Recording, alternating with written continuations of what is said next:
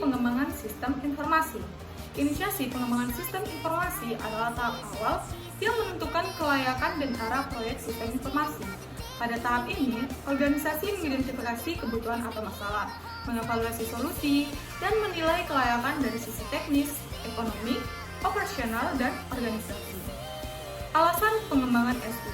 Beberapa alasan pengembangan SI adalah peningkatan kapabilitas, efisiensi biaya, perbaikan aliran informasi internal dan eksternal, layanan pelangganan lebih baik, kepatuhan regulasi, dan yang lainnya. Inisiasi proyek atau Project Initiation License. Inisiasi proyek merupakan tahap awal dan krusial dari siklus hidup pengembangan sistem informasi. Inisiasi proyek bertujuan untuk meminimalkan risiko kegagalan dan memastikan bahwa sistem informasi yang akan dikembangkan benar-benar selaras dengan tujuan bisnis.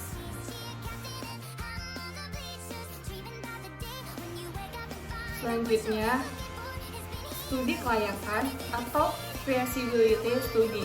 Studi kelayakan digunakan untuk mengevaluasi apakah sistem yang direncanakan layak dibangun dari berbagai sudut pandang, organisasi, teknis, ekonomi, dan operasional. Tujuannya adalah menghindari kegagalan proyek dengan mengidentifikasi potensi masalah sejak awal serta memilih solusi terbaik di antara beberapa alternatif. Ada 4 studi kelayakan, yaitu organisasi, ekonomi, teknis, dan operasional.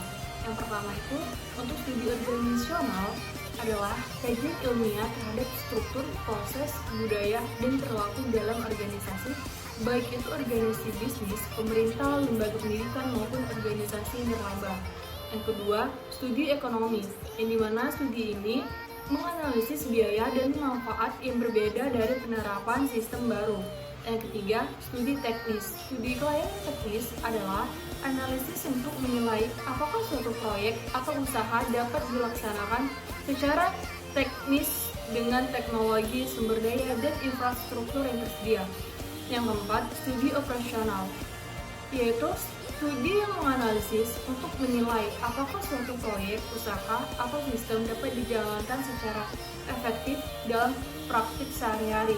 Tujuan dari studi ini untuk menentukan apakah proyek bisa dijalankan dengan lancar dalam operasi harian, menilai kesiapan sumber daya dan sistem untuk mendukung pelaksanaan proyek, dan mengidentifikasi potensi hambatan operasional. Oke, next kita masuk ke dalam materi analisis resiko dalam proyek IT.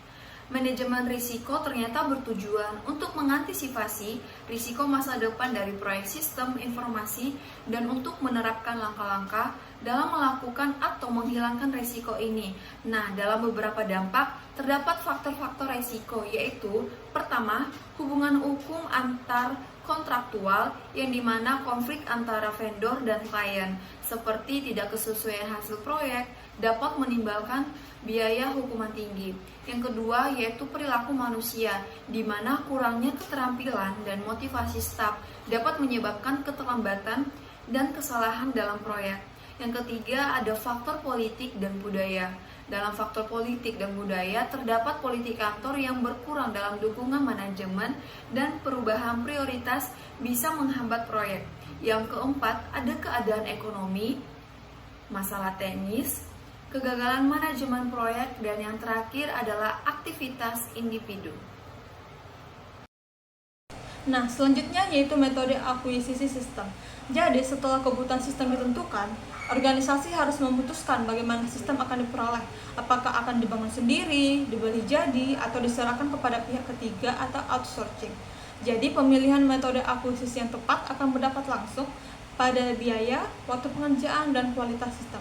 Oleh karena itu, evaluasi metode ini merupakan bagian penting dari tahap inisiasi. Jadi ada 3 metode yang dapat dipilih untuk melakukan metode akuisisi itu. Yang pertama itu off the shelf. Jadi perangkat lunak jadi yang langsung bisa digunakan, cocok untuk kebutuhan umum. Yang kedua itu bespoke atau tailor mode, dikembangkan khusus untuk kebutuhan unik perusahaan tetapi lebih mahal dan butuh waktu yang lama. Yang ketiga itu outsourcing, yaitu mengontrak pihak ketiga untuk membangun atau mengelola sistem yang memungkinkan fokus pada bisnis inti. Selanjutnya untuk teknik pemilihan sistem itu ada 3. Yang pertama itu checklist fitur, yang kedua itu ranking berbobot, dan ketiga itu benchmarking.